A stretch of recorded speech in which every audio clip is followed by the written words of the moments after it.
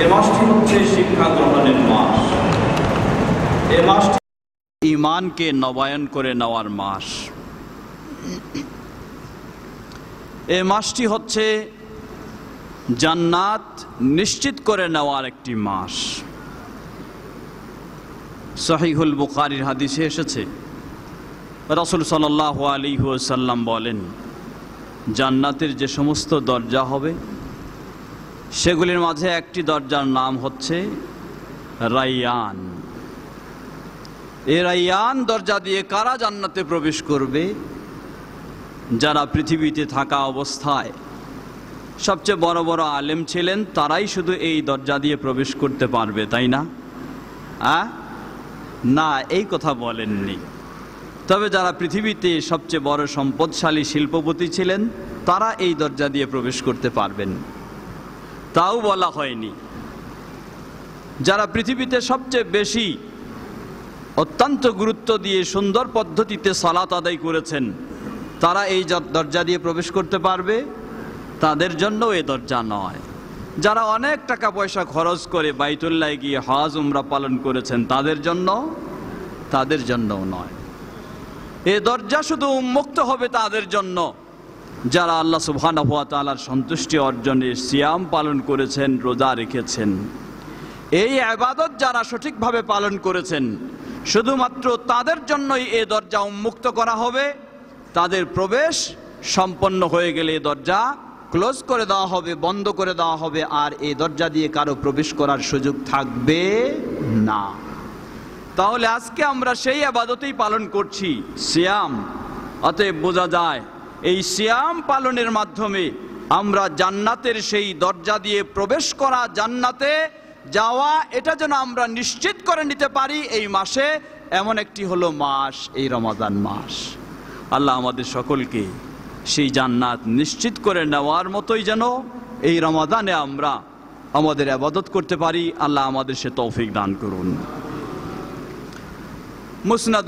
মুসনাদ আহমদের সহিহ সনদে আরেকটি হাদিস এসেছে। প্রসিদ্ধ সাহাবী আবু উমামা আল বাহিলি রাদিয়াল্লাহু আনহু রাসূল সাল্লাল্লাহু আলাইহি ওয়াসাল্লামের কাছে এসে জিজ্ঞাসা করলেন, ইয়া রাসূলুল্লাহ সাল্লাল্লাহু আলাইহি ওয়াসাল্লাম, মুরনি বিআমালিন ইযা আমিলতুহু দাখালতু আল জান্নাহ। হে আল্লাহ রাসূল সাল্লাল্লাহু আলাইহি ওয়াসাল্লাম, আমাকে এমন একটি কাজের সন্ধান দিন, এমন একটি কাজের দিক নির্দেশনা দিন, যেই কাজটি আমি করতে পারলে সেই কাজের বিনিময় আল্লাহ সুবহানাহু ওয়া তাআলা আমাকে জান্নাতে প্রবেশ করার সুযোগ করে দিবেন। রাসূল সাল্লাল্লাহু আলাইহি ওয়াসাল্লাম বললেন, আলাইকা বিসিয়াম, তোমার করণীয় কর্তব্য হলো তুমি সিয়াম পালন করবে, রোজা রাখবে। সাহাবী বিষয়টি যেন হালকা মনে করলেন, আবার জিজ্ঞাসা করলেন, আমাকে এমন একটি কাজের সংবাদ দিন যে কাজটি পালন করলে আমি যেন জান্নাতে প্রবেশ করতে পারবো। রাসূল সাল্লাল্লাহু আলাইহি ওয়াসাল্লাম আবার জবাব দিলেন, জেনে রাখো তোমার করণীয় কর্তব্য হচ্ছে তুমি সিয়াম পালন করো, তাহলেই তুমি জান্নাতে প্রবেশ করতে পারবে। ওয়া ইন্না লা আদলা লাহ, কারণ সিয়াম, জান্নাতে প্রবেশ করার ক্ষেত্রে সিয়ামের বিকল্প কিছু হয় না। সম্মানিত সুধীবৃন্দ, সুতরাং আমরা এই রমাদানে সেই সিয়াম পালনে আজকে সকলেই রত, সকলেই ব্যস্ত। আমাদের সিয়াম যেন এমনই সিয়াম হয় যেই সিয়ামের মাধ্যমে সেই জান্নাতের সেই দরজা দিয়ে আমরা যেন জান্নাত প্রবেশটাকে নিশ্চিত করে নিতে পারি এই মাসে। আল্লাহ আমাদের সকলকে সে ধরনের সিয়াম পালন করার তৌফিক দান করুন। সম্মানিত সুধীবৃন্দ, মনে রাখতে হবে, আপনি রমাদান মাসের সিয়াম পালনের মাধ্যমে জান্নাত প্রবেশটাকে নিশ্চিত করে নিলেন, কিন্তু রমাদানের পরেই আল্লাহকে ভুলে গেলেন। 5 ওয়াক্ত সালাতের কোনো খোঁজ খবর নেই, হালাল হারামের কোনো পার্থক্যের চিন্তা নেই, ন্যায় অন্যায় কোনো ভাবার দরকার নেই, সুদ ঘুষ কোনো যাচাই বাছাই করার প্রয়োজন নেই। এভাবেই যদি আপনি রমজানের পরে আবার চলতে থাকেন, জেনে নিন হয়তোবা আপনি জান্নাত প্রবেশটা নিশ্চিত করে নিয়েছিলেন, আবার যখন আপনি ভিন্ন পথে চলে যাবেন, জাহান্নামে প্রবেশটা আপনার জন্য আপনি নিশ্চিত করেও নিতে পারেন। কি বলেন, ঠিক কিনা? সুতরাং এমন নয় রমাদান মাসেই যাবতীয় ইবাদত করে জান্নাতে প্রবেশটা নিশ্চিত করে নেব, রমাদানের পরে বাকি জীবন যেমন খুশি তেমন চলবো, ইসলাম বুঝবো না, ঈমান বুঝবো না, হালাল হারাম মানবো না, ন্যায় অন্যায় বুঝবো না, ইচ্ছামতো চলবো শয়তানের পথে। তাহলে জেনে নিন হয়তোবা রমজানে 30 দিনে আপনি জান্নাতের প্রবেশটাকে, জান্নাতের পথকে আপনি নিশ্চিত করে নিতে পেরেছেন, কিন্তু রমজানের পরে বাকি 11 মাস অন্যায়ভাবে চলার কারণে, ইসলাম থেকে দূরে থাকার কারণে, ইসলাম বিমুখ হওয়ার কারণে, ইসলাম বিরোধী কর্মে জড়িয়ে যাওয়ার কারণে আপনার জাহান্নামের পথটা 11 মাসের জন্যই আপনি নিশ্চিত করে নিতে পারেন। অতএব সেই চিন্তা নয়, এই রমাদান মাসে যেমনই ভাবে জান্নাতের পথকে নিশ্চিত করে নেব, তেমনি ভাবে এই প্রশিক্ষণ নেব, এই শিক্ষা গ্রহণ করব, বাকি 11টি মাসেও যেন আমরা এই জান্নাতের পথেই চলতে পারি, সেই শিক্ষা আমাদের এই রমাদানেই নেওয়া দরকার। আল্লাহ আমাদের সকলকে সে তৌফিক দান করুন, বলুন আল্লাহুম্মা আমিন। সম্মানিত সুধীবৃন্দ, রমাদানের শিক্ষা তাৎপর্য অসংখ্য অগণিত, বলার অপেক্ষা রাখে না। শুধু স্মরণ করে দিতে চাই, এ রমাদান আমাদেরকে স্মরণ করে দিচ্ছে আমরা যেমনইভাবে ঈমানের ক্ষেত্রেও সবল হওয়ার চেষ্টা করছি, সালাতের ক্ষেত্রেও যত্নশীল হওয়ার চেষ্টা করছি। কারণ রমাদানে যেই ব্যক্তি 5 ওয়াক্ত সালাত আদায় করতো না, সেই ব্যক্তিকেও দেখা যায় আলহামদুলিল্লাহ সেও রমাদানে যেন 5 ওয়াক্ত সালাত শুধু আদায় করে না, বরং জামাতের সাথে আদায় করার চেষ্টা করছে। অতএব এই রমাদানে আমরা সেই ঈমান মজবুত করার প্রশিক্ষণ নেব, এই রমাদানে সেই সালাত সঠিকভাবে জামাতের সাথে আদায় করার প্রশিক্ষণ নেব, এই রমাদানে যেমনইভাবে অন্যায় অশ্লীল সেগুলি থেকে বিরত থাকছি, সেই প্রশিক্ষণ নিয়েও বাকি জীবনটাও আমরা সেভাবে আমাদের জীবনকে পরিচালনা করার চেষ্টা করব। সেই প্রশিক্ষণ যেন আমরা এ রমাদানে নিতে পারি, আল্লাহ আমাদের সকলকে সে তৌফিক দান করুন। সম্মানিত সুধীবৃন্দ, মনে রাখতে হবে আপনার সালাত, আপনার সিয়াম, আপনার যত ইসলামের ইবাদত সবগুলি কোরআন ও সহিহ হাদিসের আলোকে যদি আপনি পালন না করেন, তাহলে যতই আপনি চেষ্টা করেন, যতই আপনি সাধনা করেন, সেগুলি আল্লাহ সুবহানাহু ওয়া তাআলার কাছে কবুল হওয়ার আশা করা যায় না। সেজন্য আপনাকে এই বিষয়টি সব সময় মনে রাখতে হবে। আপনি ইসলামের পথে চলবেন অবশ্যই, কিন্তু আপনার চলাটা যেন হয় কোরআন এবং সহিহ হাদিসের আলোকে। আজকে বাংলাদেশ জমিয়তে আহলে হাদিসের আহ্বান হলো এটাই, বাংলাদেশ জমিয়তে আহলে হাদিসের দাওয়া হলো এটাই। আসুন আমরা ইসলাম তো অবশ্যই মানব, কিন্তু ইসলাম যেন আমাদের নিজের দল এর মতো যেন না মেনে চলি, নিজের মাযহাবের মতো যেন ইসলাম মেনে না চলি, পীর সাহেবের তরিকার মতো যেন ইসলাম না মেনে চলি, পীর সাহেবের গাইডের মতো যেন ইসলাম মেনে না চলি, কোনো ব্যক্তির চিন্তা চেতনা অনুযায়ী যেন ইসলাম মেনে না চলি, কোনো মুফতির ফতোয়া অনুযায়ী যেন ইসলাম মেনে না চলি, কোনো মুস্তাহিদের ইজতিহাদের আলোকে যেন ইসলাম মেনে না চলি, বরং ইসলাম মেনে চলবো যেই আমাদেরকে নির্দেশনা দিয়েছেন আমাদের প্রিয় নবী মুহাম্মদ সাল্লাল্লাহু আলাইহি ওয়াসাল্লাম, তারাকতু ফীকুম আমরাইন লান তাদিল্লু মা তামাসসাকতুম বিহিমা কিতাবাল্লাহি ওয়া সুন্নতি। জেনে রাখো আমি তোমাদের মাঝে রেখে যাচ্ছি মাত্র 2টি বস্তু, মাত্র 2টি জিনিস, এই দুটিকে যতক্ষণ তোমরা আঁকড়ে ধরবে কখনো পথভ্রষ্ট হবে না, তোমরা সঠিক ইসলামের উপর থাকতে পারবে। সে দুটি হচ্ছে, প্রথম হচ্ছে আল্লাহ সুবহানাহু ওয়া তাআলার কিতাব আল কোরআনুল কারীম, দ্বিতীয় হলো নবী মুহাম্মদ সাল্লাল্লাহু আলাইহি ওয়াসাল্লাম এর হাদিস।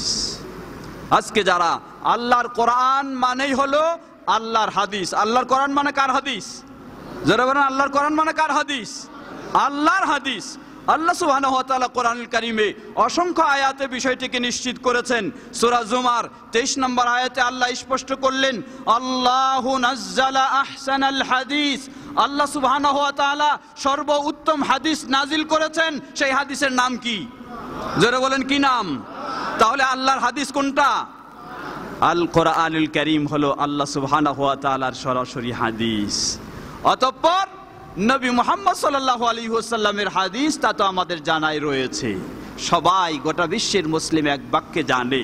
তাহলে আল্লাহর হাদিস এবং রাসূলের হাদিস, এই দুই হাদিসের যারা অনুসারী তারাই হচ্ছেন আহলুল হাদিস। তারা কারা? যারা বলেন তারা কারা?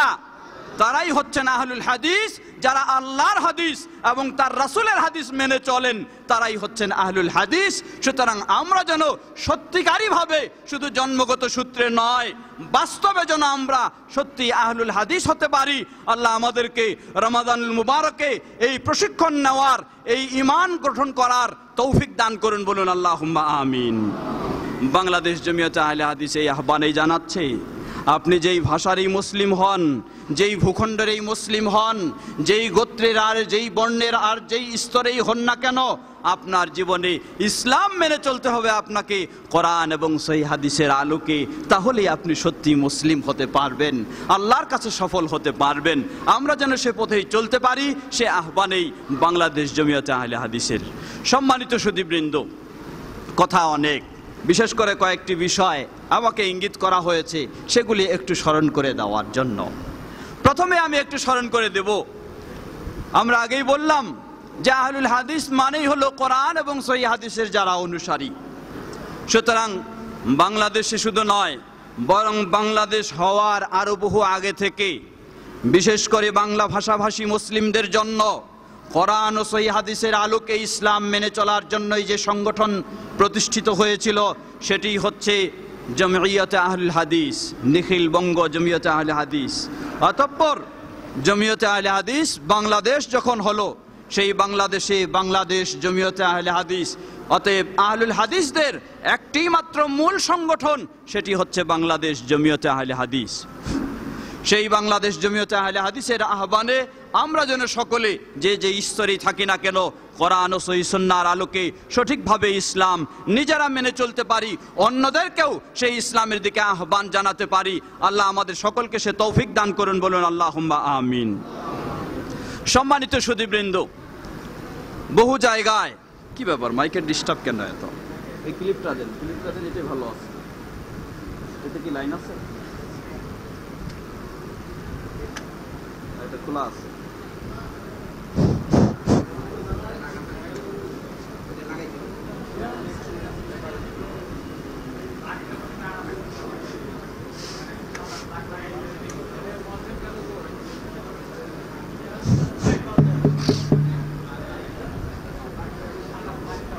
এটা লাগাই দাও, এটা লাগাই দাও, এটা দরকার নেই।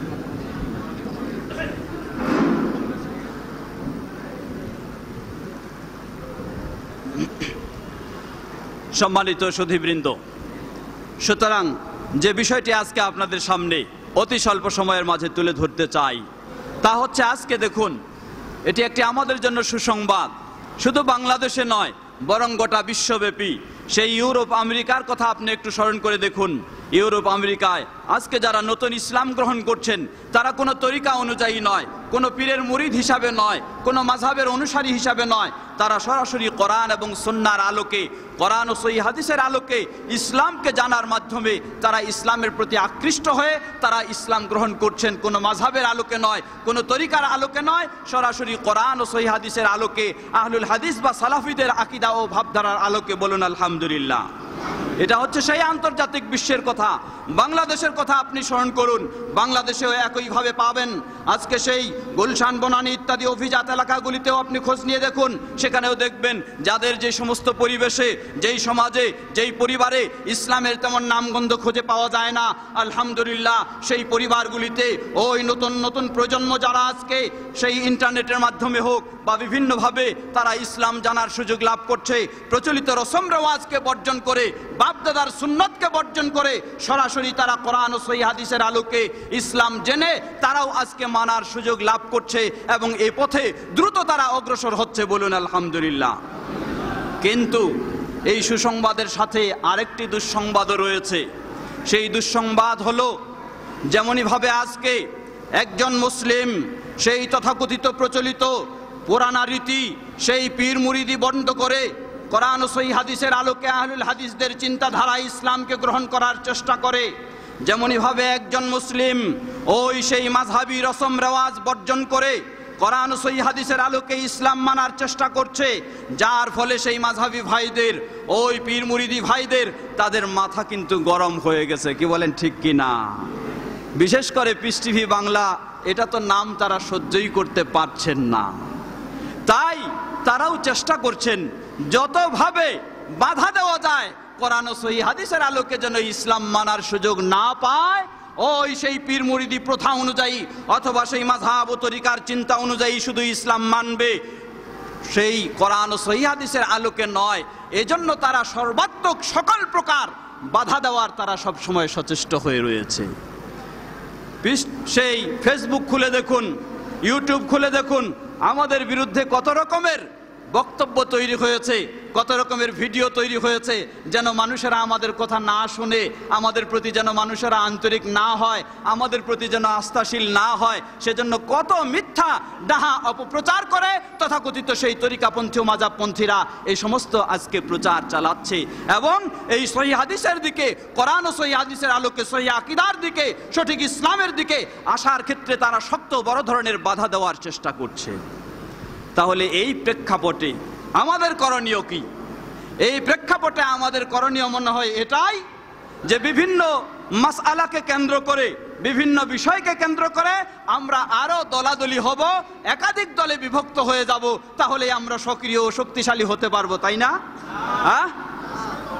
আশ্চর্য বিষয়, এমনই প্রেক্ষাপটে যেখানে অপরিহার্য হয়ে গেছে, ফরজ হয়ে গেছে, যারা কোরআন ও সহিহ হাদিসের অনুসারী, যারা আহলুল হাদিস, তাদের মাঝে এই সমস্ত ছোট্টখাট্ট টুকরা টুকরা বা অতি সংক্ষিপ্ত, অতি ছোট বিষয়গুলি নিয়ে চিন্তা করার সুযোগ নেই।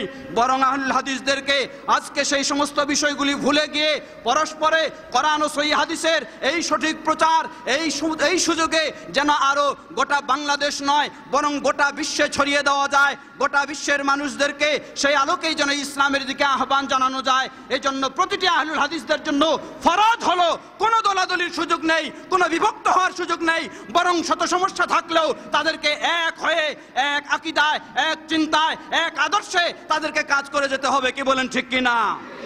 সুতরাং আজকে আমরা বাংলাদেশ জমিয়তে আহলে হাদিস এই আহ্বানেই জানাবো, হতে পারে যদি কোনো বিষয়ে কোনো ত্রুটি কারো কাছে পরিলক্ষিত হয়, সেই ত্রুটি সংশোধনের জন্য চেষ্টা করতে হবে। সেটাকে কেন্দ্র করে ভিন্ন কোনো দল করার সুযোগ নেই, ভিন্ন কোনো গোষ্ঠী তৈরি করার সুযোগ নেই, ভিন্ন কোনো সংগঠন তৈরি করার সুযোগ নেই। যদি করা হয় তাহলে এই আহলুল হাদিসদেরকে ওই খাল কেটে কুমির আনা ছাড়া আর কিছুই হবে না। কি বলেন, ঠিক কিনা? নিজের পায়ে নিজেই কোরাল মারা ছাড়া আর কিছুই নয়। তাই আমি সকলকে আহ্বান জানাবো, ভিন্ন চিন্তার কোনো সুযোগ নেই। এই সেই শরীফবাগে, এই ধামরাইতে যেমনই ভাবে এসেছিলেন আল্লামা আব্দুল্লাহিল কাফি আল কুরাইশি রাহিমাহুল্লাহ, তার রেখে যাওয়া, আমাদের জন্য উপহার দেওয়া এই সংগঠন বাংলাদেশ জমিয়তে আহলে হাদিস, সেটাকেই আজকে আমরা আরো সক্রিয় করব, আরো সুন্দর করব, আরো আমরা সুপ্রতিষ্ঠিত করব। সেই আলোকে আমি আহ্বান জানাচ্ছি সকলকে, আমাদের আর দুর্বল হয়ে, আর গাফেল হয়ে, আর বেখেয়াল হয়ে বসে থাকার কোনো সুযোগ নেই এবং কাউকে ভিন্ন পথে অগ্রসর হতে দেওয়ারও কোনো সুযোগ নেই। কি বলেন, ঠিক কিনা? আপনারা এই বিশাল ধামরাইতে আপনারা যেভাবে অতীতে ছিলেন আল্লামা আব্দুল্লাহিল কাফি আল কুরাইশি রাহিমাহুল্লাহর মতো, আল্লামা ডক্টর মোহাম্মদ আব্দুল বারী রাহিমাহুল্লাহর মতো, তাদের অবর্তমানেও কোরআন ও সহিহ সুন্নাহর এই সঠিক দাওয়াতকে সুপ্রতিষ্ঠিত করার জন্য আপনারা সকলেই প্রস্তুত আছেন তো? ইনশাআল্লাহ, ইনশাআল্লাহ আপনাদেরকে এই আমানত আপনাদের কাঁধে, যেন কোনো রকমের কেউ ভিন্ন চিন্তা করার, ভিন্ন দল করার, ভিন্ন বিভক্তি করার, বিশৃঙ্খলা সৃষ্টি করার কোনোভাবেই যেন কেউ সুযোগ না পায়। তাকে যেভাবেই বুঝায় বলতে হবে। আমরা কারো অপপ্রচার করব এমনটি আমাদের কথা নয়, এমনটি আমাদের কাজ নয়, বরং আমরা তাদেরকে বুঝাবো যে না, তোমার কেন ভিন্ন দিকে যাওয়ার কি প্রয়োজন? যদি সত্যিই তোমার দাওয়াতি কাজ করার চিন্তা থাকে, সত্যিই তোমার কোরআন সহিহ হাদিসের আলোকে কাজ করার চিন্তা থাকে, চেষ্টা থাকে, আসো একসাথেই কাজ করি, ভিন্ন দিকে যাওয়ার কোনো সুযোগ নেই। আল্লাহ সুবহানাহু ওয়া তাআলা আমাদের সকলকে এমনই ভাবে একে এক হয়ে, কাঁধে কাঁধ মিলে, হাতে হাত মিলে সুন্দরভাবে যেন এই কাজকে আমরা আরো সুপ্রতিষ্ঠিত করতে পারি। গোটা বাংলার বুকে প্রতিটি মানুষকে যেন কোরআন ও সহিহ হাদিসের আলোকে ইসলামের পথে আহ্বান জানাতে পারি, নিয়ে আসতে পারি, সে পথে আমরা অগ্রসর হব। আল্লাহ আমাদের সকলকে সে তৌফিক দান করুন। সম্মানিত সুধীবৃন্দ, আমার জানা রয়েছে গত বছরেও মনে হয় এখানে আমি কথা বলেছিলাম একটি বিষয়, যখন আমাকে জানানো হলো যে এখানেও আমাদের কিছু ভাই যারা সহিহ আকীদার দাবিদার, তারা নতুন কিছু চিন্তা পোষণ করছেন। তা হলো আমাদের কোরআন ও সহিহ হাদিসের আলোকে যেই নিয়মে আমরা সিয়াম পালন করি, ঈদ পালন করি, সেটা নাকি আর চলবে না, এখন কিছু পরিবর্তন দরকার। তা হলো সেই সৌদির সাথে আমাদেরকে ঈদ করতে হবে। সেই বিষয়টি এখানেও দেখা দিয়েছিল কিছু কিছু জায়গায়। আমার জানা মতে মনে হয় অতীতের তুলনায় এখন অনেকেই যারা নতুন এই চিন্তাগুলি করছিলেন তারা অনেকটা বুঝার সুযোগ পেয়েছেন, কি বলেন ঠিক কিনা? তাই আমি আরো অনুরোধ জানাবো, যদি এরপরও কারো মাঝে এই চিন্তাগুলি থেকে থাকে, যেই চিন্তার কারণে মুসলিম সমাজে আজকে বিশৃঙ্খলা সৃষ্টি করা হচ্ছে, মুসলিম সমাজের সুশৃঙ্খল সমাজকে বিশৃঙ্খল করা হচ্ছে, একটি সুন্দর সমাজকে বিশৃঙ্খল বিক্ষিপ্ত করা হচ্ছে, তাদেরকে আমি আহ্বান জানাবো, যদি বোঝার প্রয়োজন থাকে ওই কিছু কিছু ব্যক্তির উদ্ভট বুঝ নিয়ে আপনি মাথা কখনো গরম করবেন না, বরং একটু ভাবার চেষ্টা করুন, একটু চিন্তা করুন যে আসলেই আমরা যেভাবে পালন করছি চাঁদ দেখে কোরআন ও সহিহ হাদিসের আলোকে, সেটি অবশ্যই 100% শরীয়ত সম্মত, এতে দ্বিমতের কোনো সুযোগ নেই, এতে ভিন্ন করার কোনো সুযোগ নেই। তাই আসুন আমি অতি সংক্ষিপ্তভাবে বলবো, সময় যেহেতু শেষ। প্রথম বিষয়, যারা আজকে বিশেষ করে সৌদির সাথে করে তারা বলেন যে কি করতে হবে, বর্তমান মুসলিম উম্মাকে এক করার জন্য, মুসলিম উম্মার ঐক্যের জন্য গোটা বিশ্বকে একদিনেই ঈদ করা, একদিনেই সিয়াম পালনের নিয়মে নিয়ে আসতে হবে, তাহলে ঐক্য সম্ভব হবে। আসলে তাদের এই চিন্তাটি একটি অবাস্তব চিন্তা, একটি ভুল চিন্তা ছাড়া কিছুই নয়। আল্লাহ সুবহানাহু ওয়া তাআলা যেই বিষয়টাকে মুসলিম উম্মার জন্য সহজ করে দিয়েছেন, তারা সেই বিষয়টিকে জটিল করার এই একটি পথ বেছে নিয়েছেন, শুধু এছাড়া আর কিছুই নয়। কারণ গোটা কিয়ামত পর্যন্ত গোটা বিশ্বে কখনো একদিনেই সিয়াম পালন করা এবং একই রাত্রিতে লাইলাতুল কদর পাওয়া সম্ভব হবে না, না না, কিয়ামত পর্যন্ত কখনো সম্ভব হবে না। তারা মানুষকে আরো বোঝায় কি, বলে যে লাইলাতুল কদর তারা সৌদিতে একদিন পালন করব, আমরা একদিন পালন করব, এটি কেমন ভাবে হতে পারে? আসলে এটি কোনো, যার মাঝে জ্ঞান রয়েছে, যার মাঝে ঈমান রয়েছে, তার এই কথা কখনো হতে পারে না। কারণ আল্লাহ সুবহানাহু ওয়া তাআলার যদি গোটা বিশ্বে 100 দিন লাইলাতুল কদর দেওয়ার প্রয়োজন হয়, এটিকে আল্লাহর জন্য অসম্ভব কখনো? যারা বলেন অসম্ভব হবে, কখনো অসম্ভব নয়। কেউ যদি মনে করে আল্লাহ কিভাবে দিবেন এটা, তাহলে এটি তার ঈমানের দুর্বলতা ও মুনাফিকের পরিচয় ছাড়া আর কিছুই নয়। বরং এভাবেই দিবেন আল্লাহ সুবহানাহু ওয়া তাআলা, যে এক এক জায়গায় এক এক সময়, যার বাস্তব দৃষ্টান্ত জেনে নিন। আপনি যদিও কি করেন, গোটা বিশ্বে সেই আমেরিকা থেকে বাংলাদেশ পর্যন্ত একই দিনে সিয়াম পালন করার বিষয়টি আপনি চালুও করে দেন, কিন্তু কশ্চিনকালেও একই সময়ে লাইলাতুল কদর পাওয়া সম্ভব হবে না। কারণ বাংলাদেশে যখন রাত, আমেরিকায় তখন কি দিন। আমেরিকায় যখন রাত, বাংলাদেশে তখন কি দিন। লাইলাতুল কদরের সময় কতটুকু? 24 ঘন্টা না, লাইলাতুল কদরের সময় সীমাবদ্ধ। তা হলো সূর্য অস্ত থেকে হাত্তা মাতলাইল ফজর, ফজর হওয়া পর্যন্ত, এটি হচ্ছে লাইলাতুল কদরের সময়। অতএব সেই আমেরিকায়, বাংলাদেশের আগে আমেরিকায় চাঁদ দেখা যাবে, সেখানে যখন চাঁদ দেখা অনুযায়ী লাইলাতুল কদরের সময় রাত থেকে ফজর পর্যন্ত সময়টি যখন আসবে, সেই সময় বাংলাদেশে রাত হবে না, দিন। কিয়ামত পর্যন্ত তাদের সাথে মেলাতে চাইলে একই রাত্রিতে লাইলাতুল কদর উদযাপন করা সম্ভব হবে, একই রাত্রিতে রাত জাগরণ করা সম্ভব হবে, একই রাত্রিতে আল্লাহর কাছে দোয়া করা সম্ভব হবে, কশ্চিন কালেও হবে না, কিয়ামত পর্যন্ত হবে না। কোনো ব্যক্তি যতই সে গলাবাজি করুক না কেন, কিয়ামত পর্যন্ত হবে না। এটাই হলো আল্লাহ সুবহানাহু ওয়া তাআলার সুন্নাহ, আল্লাহর নিয়ম, যে তাদের কাছে যখন সূর্য অস্ত যাবে আর সেই লাইলাতুল কদরের সময় হবে, তখন তারা আল্লাহর কাছে সেই ইবাদত করবে। বাংলাদেশে যখন সেই সময় আসবে, বাংলাদেশের মানুষেরা সেই সময় ইবাদত করবে। এটাই হলো আল্লাহ সুবহানাহু ওয়া তাআলার নিয়ম। ইসলাম কতগুলি মৌলিক বিষয় রয়েছে, সেগুলির ক্ষেত্রে এক হতে হবে, দ্বিমত করার সুযোগ নেই। তা যেমন, সে বিষয়টি যেমন, সময় শেষ তাই না, 30 মানে আর 2 মিনিট সময় আছে।